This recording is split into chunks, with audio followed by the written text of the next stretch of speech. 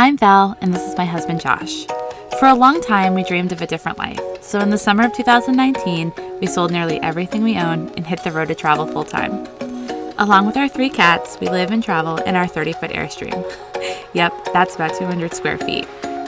While it would be nice to be retired in our early 30s, that's just not our life. So we continue to work running our ad agency from the road. Life on the road can be complicated at times, but the opportunities for discovery far outweigh our challenges. Each week, we bring you along to a new destination, discovering with us the best it has to offer. Join us on this journey as we balance work with play and learn how we can all find more adventure in the world around us.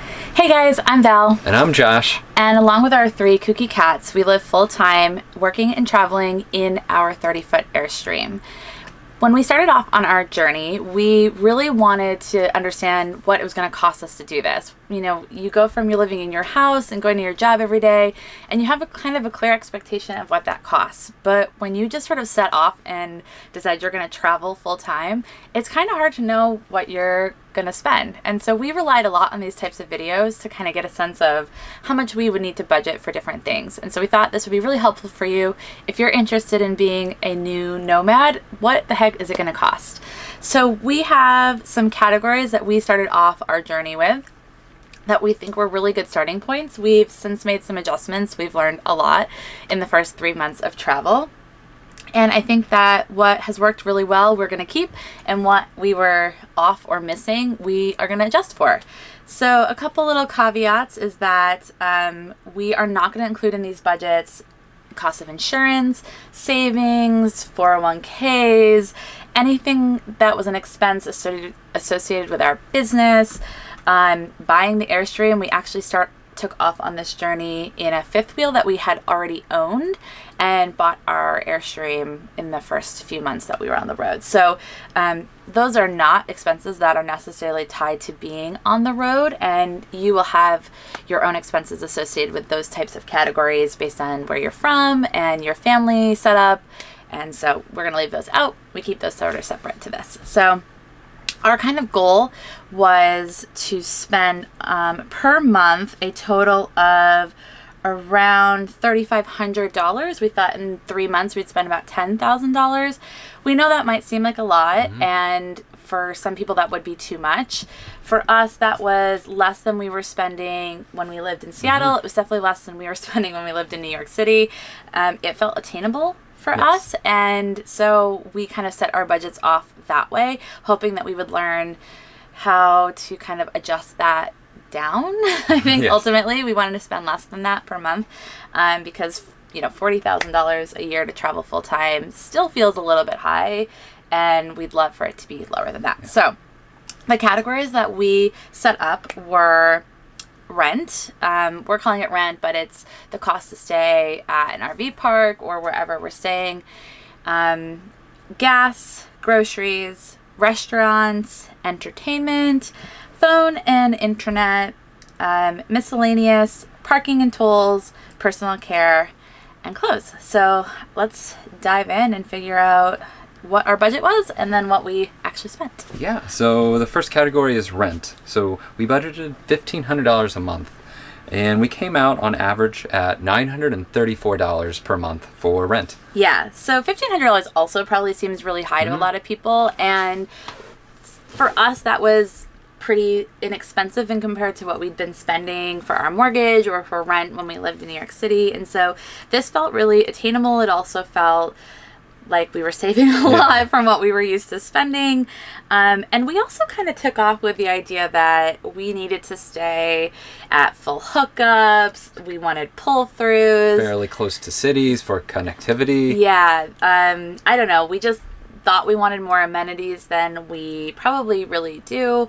And so in the first 3 months, we did learn a ton about what kind of parks we want to stay at when we are hooked up, our interest in staying off grid a lot more, and we're actually working on getting the Airstream set for that. How's the best way to connect to Wi-Fi and service? We thought we needed to be closer, but we're getting much better at that and finding what parks work best for us. Yeah, so I think that number, while it has been high, will definitely be less. I think another thing to note is that we spent 7 of our first 12 weeks on the road, 12 or 13 weeks on the road in California. And boy, California is so expensive. Like, I know people warned us that it was going to be really expensive, but where to stay, gas, food, things we did was so expensive in California, and you're not going to get away from that. That's just the reality. That number for $934 average a month is all thanks to Oregon and Arizona. Like, those two places brought that average way down. It's probably the only reason we didn't blow our budget completely. And so thank you to Oregon and Arizona for having far more reasonable prices for places to stay. And I also think that ultimately we stayed a lot more of expensive places because we went to places like Yosemite, and we were in Sequoia National Park area, and there was really no options of where to stay, and so that impacted that number. Yeah, and so the next category is gas. We budgeted $500 a month for gas, and we came in at $722, so quite a bit over our monthly budget. Yeah, that was the average over the 3 months, and the reality is that gas is way more expensive on the West Coast than it is probably anywhere else. And back to the point of being in California for 7 weeks, we spent a lot. Gas was really expensive. The most we ever paid for gas in California was $5.04, and that was outside of Death Valley National Park. We didn't have a lot of gas, and we knew we were going to be driving around Death Valley for the entire day, so we wanted to fill our tanks, and we had one option. We had this one gas station, and little did we know that, in fact, inside the park there was a gas station, and it was at like $4.60. Now, $4.60 is still completely outrageous, but it's better than over $5. So that was definitely a lesson for us about being more practical and looking for gas in other places, doing a little bit better research. But the reality is that we spent over $4 everywhere we went in California. We never saw it under $4, and 7 weeks of a lot of driving. Also, in the first 3 months on the road, we drove over 6,000 miles. So that's a really far distance. Now, obviously not all of that was towing, but a lot of that was towing our fifth wheel and then the Airstream. And so, we will adjust our budget going forward for gas, because while we are on our way to the East Coast, and we will spend the next few months in the East Coast, south area, and gas will be a lot less, I think overall it's to our advantage to sort of plan better for gas just being more expensive than we were used to. Definitely. And the third category is groceries. So for groceries, we budgeted $500 a month. And for this, we came in under. We came in at $367 for groceries. We should be proud of that. Yes. We are not proud of that. We are not proud of that because it was a result of another category. Yeah. Josh and I love to eat in. I love to cook. Josh doesn't, but that's okay. I love cooking. I love to try new recipes. I love to create new food recipes. But we were so excited everywhere we were going. We wanted to see everything. We wanted to try everything. We wanted to go everywhere. And it definitely that meant resulted, we didn't eat in as much. I think we were smart. We didn't waste a lot of food, which was good. But we definitely should have had a budget of $500 of groceries. When we took off, that was about what we were spending in groceries a month living in Seattle. And so we kind of expected it would be sort of similar, maybe a little bit different, particularly because we have a small kitchen and a lot of tiny food storage.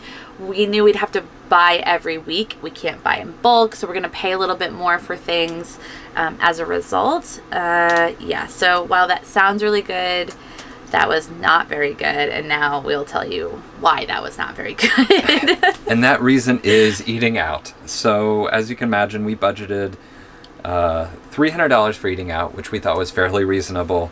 We came in on a monthly average at $774 per month for the first 3 months. I'm honestly embarrassed by that number. Yeah. I honestly cannot believe that we spent over $2,100 in 3 months eating out. And that's ridiculous. And this does include restaurants, breweries, and keep in mind we did go to Napa for a whole week. So we did a handful of wine tastings that does They're add up expensive. fairly Yeah. quickly. So Yeah, we ate out a lot in Napa because, like, how can you not? It's Napa. It's really great. But yeah, that was really expensive. Again, $300 was similar to our budget in Seattle, so we thought, oh, this will be like what would be appropriate.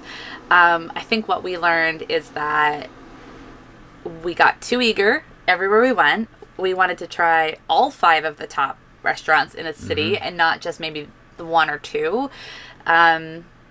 Yeah, it was, I'm a little embarrassed by that number. So that being said, we have already sort of checked ourselves as we're, past month 3 now, and we have adjusted our expectations that go forward, we are not going to try to visit every brewery in a town. Yes. We are not going to eat at every great restaurant there. We're going to pick something we really want to do. We're going to prioritize it and go to that. And it'll give us a reason to come back to that place later on at another time. So, yeah. Sorry, Mom, that we spent that much. That's a lot. So on to the next category, a little bit better, entertainment. So we budgeted $200 a month for entertainment. We came in at $322 a month on average. Yeah, still too high, I think. Maybe not. Maybe $200 when you're traveling all over the place is not enough. This one to me, I'm still like unsure about if we're budgeting enough or we're doing too much.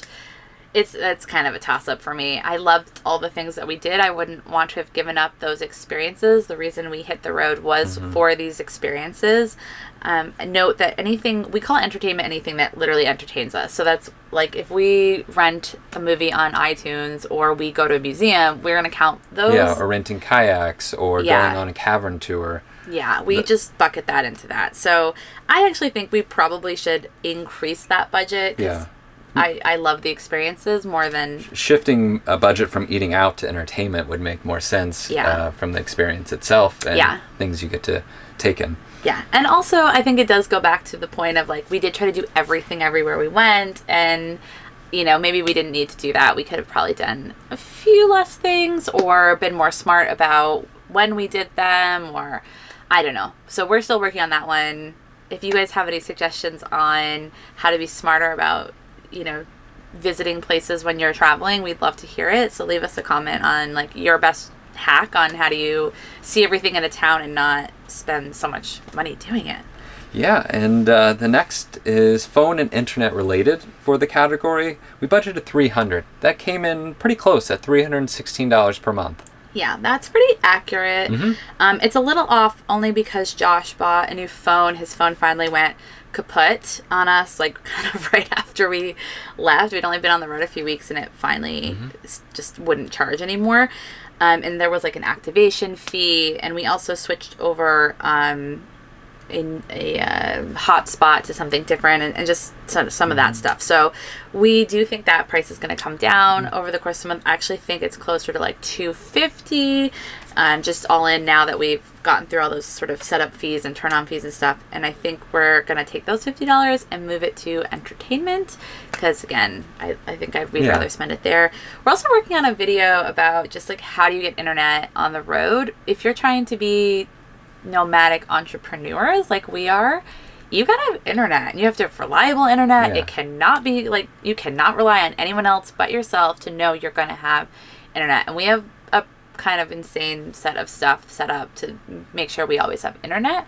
And we've found across our travels places that have great free Wi-Fi, how we protect ourselves when we are on open networks, stuff like that. So we're going to bring that video to you in a few weeks as we're working on this series of what it's like to live on the road full time. Yeah, so check out for that. Our next category is laundry. So starting out, we budgeted $0 per month for laundry. We actually came in at $27 a month for laundry on average. Yeah. Okay, so to be fair, when we left, we had a washer dryer in our fifth wheel. And we really thought we were going to use that thing. And then we would arrive places where it was Oregon, it was raining, it was really humid. And the last thing we wanted to do was turn the washer dryer on in the RV because it did create humidity. Mm-hmm. And while it wasn't a ton, it was enough to be noticeable when you were already somewhere where it was 80+% humidity. So we found ourselves pretty constantly going to laundromats, using the facilities where we were staying, whatever it was. and go forward, because in the Airstream we don't have a washer dryer, we will expect to need to do laundry elsewhere. Yeah. We do think $25 to $30 is probably an accurate budget for that. We've found that that's pretty consistently what it's cost us to do laundry. We do it about twice a month, I would say. Yeah, so $30 is probably right. Kind of funny, we thought we would never need to do anything outside of that. Like, if you've ever seen an RV washer dryer, they're like this big. Like, how are we going to wash our sheets? I don't know what we were thinking. So that was just funny and silly on our part. And that's where the miscellaneous budget actually was really helpful. It very clearly showed us we had a gap in our budget. So Yes, good learnings. So good transition. Miscellaneous being the next budget. We budgeted $100 a month for that category. We came in at $276 per month. yeah, so as you can see, it would have been $300. We pulled that sort of $30 out for laundry. This is kind of a funny one because we included things in this like an oil change for the RV, maybe some stuff we bought for inside the RV that you kind of just are going to have to need over time. But we also bought a generator, Yes. a little portable, not so inexpensive generator. I'm really super happy that we bought this. We originally bought it because while we were in California, as I'm sure you know, there were a ton of wildfires, and we were basically running from them for those 7 weeks. And sometimes we would be in a park and all of a sudden the power would go out. And that would be because the power companies were turning off the power to the entire city, county, at one point all of Northern California, to help prevent potential further fires starting. Now, yes, RVs have batteries. Yes, they can run on their own. The problem with that is we had no idea when they were going to be turned back on, and we didn't have a resource to charge the batteries back up. So we had not planned for that. That was a authentic miscellaneous expense. But again, really happy we have it. It's, light, it's portable, it's, the size of a carry-on suitcase. We're ready whenever that next time comes. Yeah, I love it. It's something that if we need it, we have it. It makes me sleep better knowing that worst comes to worst, we will always be able to turn everything on that we need in the RV.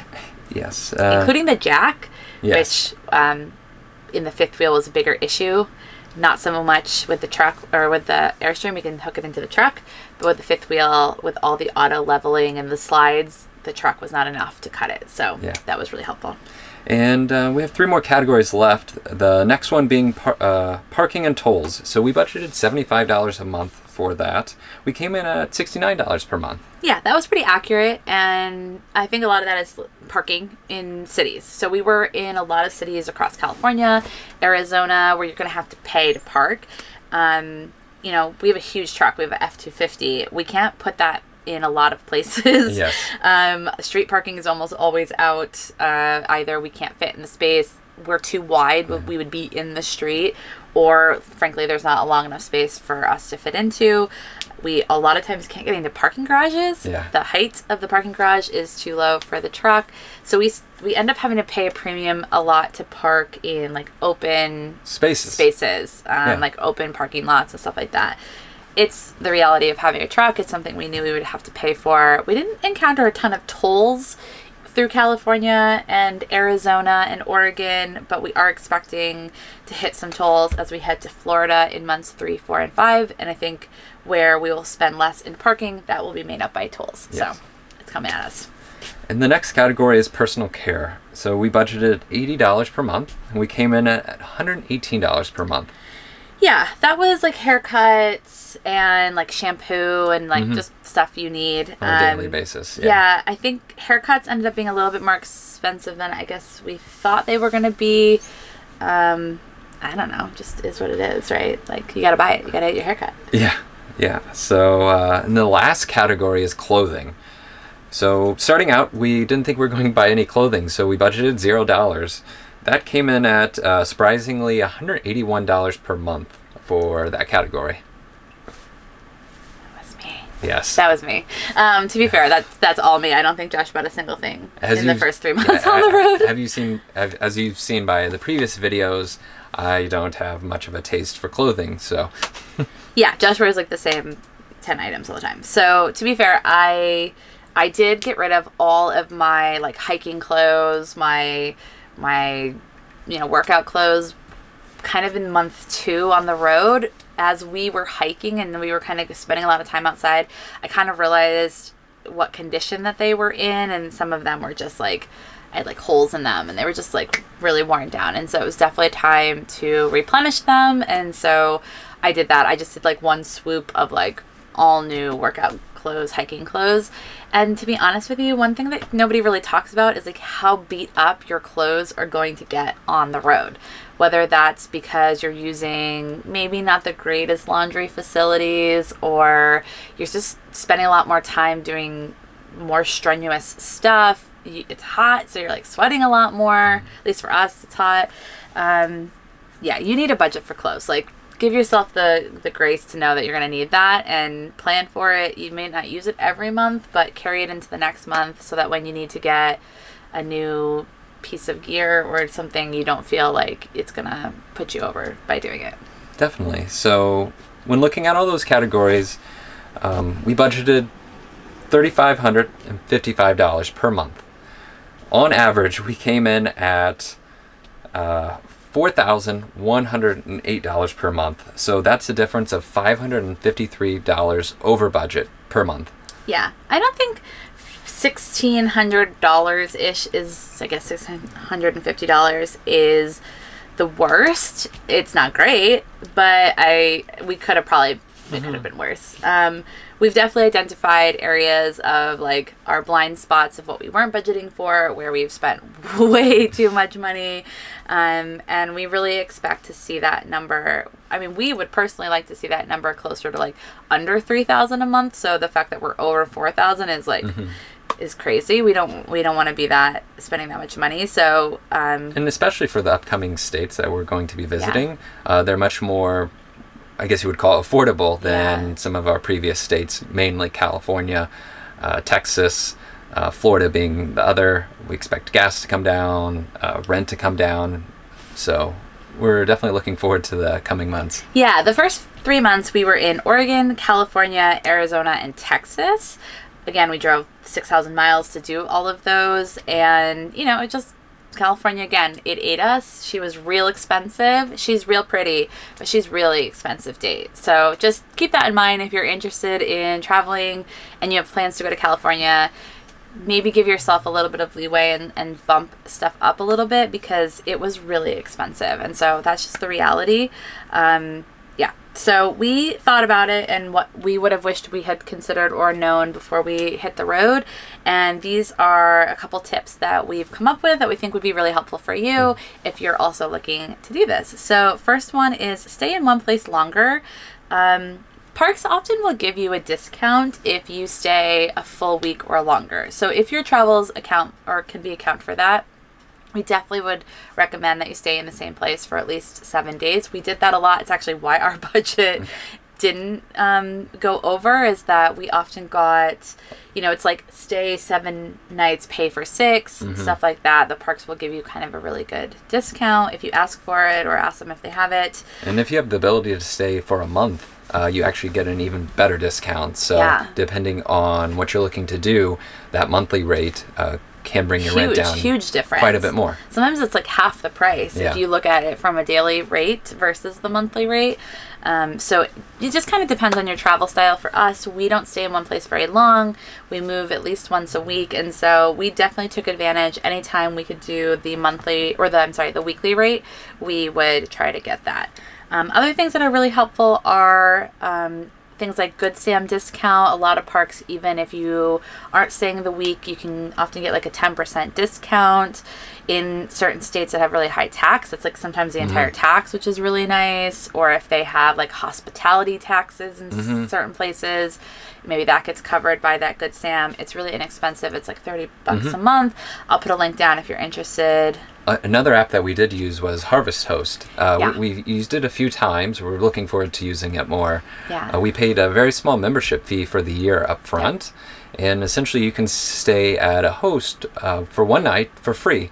Yep. And these range from wineries, breweries, museums. They oftentimes have, very level parking lots or fields that you can pull in for the night and see the attraction if you'd like as well. Yeah, those were really helpful nights, particularly because we used them to break up really long drives, and we didn't necessarily want to pay $40, $50, whatever dollars a night to pull into a park. And often these attractions are kind of along the path, right? They're not that far from the major roads because they're not really RV parks. They're, like Josh said, they're breweries or distilleries, wineries, whatever. So that made it really easy to kind of like pull off, spend a night, not spend anything, and like head off in the morning. I think too, what we learned doing Harvest Host is that we really liked sort of being disconnected. We liked, not being in a park, not being lined up against a bunch of other people. The lack of noise and dogs barking and kids screaming has been really wonderful. We love that. So it was really nice to experience that. While it saved us money, it also kind of showed us that we were comfortable in that setting. And I think we're going to be doing a ton more of dry camping in the new year. Yeah. We're really excited about it. And so the next tip is, looking ahead for gas. As mentioned, gas was quite expensive on the West Coast. As we got going, we started using a Gas Buddy app, which was very helpful. Super helpful. I love this app because you just pull it up, it's free, and it will tell you the whole range of gas within like the mileage you tell it. So tell me all the prices within like 10 miles. But what's really great is it'll often tell you like, oh, if you went one more block, the gas is 10 cents a gallon cheaper. That really adds up when you are driving 6,000 miles. So we really loved that. We used that. We also made sure that we ultimately ended up signing up for like the Flying J rewards app, the Shell rewards app. Like all of this stuff is free, but they give you 3 to 8 cents off per gallon just by being in their rewards membership club, whatever they call them. That adds up quite a bit over the course of a month or a year, especially if you have a truck. Ours is 30 gallons, so that number can be quite high come the end of the month or a year. Yeah, so definitely recommend that. Anywhere you can save some money is always great. Yeah. And the third tip is expecting to pay more in remote locations. Particularly what we found is in around national parks. Yeah. If you're somewhere where there's not a lot of resources, they're going to charge you more. I mean, I think you probably understand that. Make sure that you are getting what you need, the best that you can before you go somewhere. If you are going to buy something in, like, for example, we went into like a little market inside Sequoia National Park. We were starving and cranky and we needed something, and we spent like $4 on a little thing of Pringles because that's what they had, but also like $4 for that. Like, that's crazy. If you wanted to buy a tomato at the grocery store inside Yosemite, they were $5. So, plan ahead, bring with you what you need, because if you have to buy it there, you are going to spend so much more. So just, plan ahead. And the last tip that we have is, I'm sure you can imagine, reflective on our expenses in the categories, is eat at home more and plan ahead, especially from a meal plan perspective. Yeah, so obviously eating at home is going to cost you a ton less. If you start to plan for your tiny space of what you have available, whether you're going out for the weekend or you're going out for a few-week trip, or like us, you live full-time, doing a little bit of meal planning and grocery shopping and eating at home really makes a huge, huge difference. So for us, we have started to actually meal plan. We are doing that before we go to the grocery store so that we're not just sort of picking up miscellaneous stuff. I actually found that also meant that we bought less sort of niche-y stuff at the grocery store. We would see it and we'd be like, ooh, we'll take this home and do something with it, and then we wouldn't, and it would get wasted. So we don't want to do that. If you plan ahead and you think a little bit about your meals, prep your meals. Like, don't plan on buying food in the parks. Like, we did that a lot because we didn't want to carry food in with us, but frankly, we spent so much doing that where we could have made sandwiches, brought them with us, and eaten in the park that way.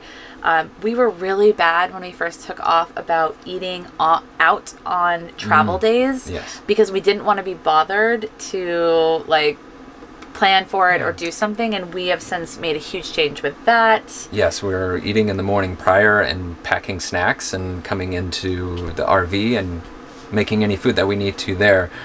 Even just going into the grocery or into the gas station and buying a can of soda or a snack, although very inexpensive, over time that, $5-6 will add up when you can plan ahead and, just come right behind you and make it. Yeah, I mean, we would have seltzer in the fridge, and then we would go into the gas station and get a seltzer because we didn't want to, we're trying to be easy.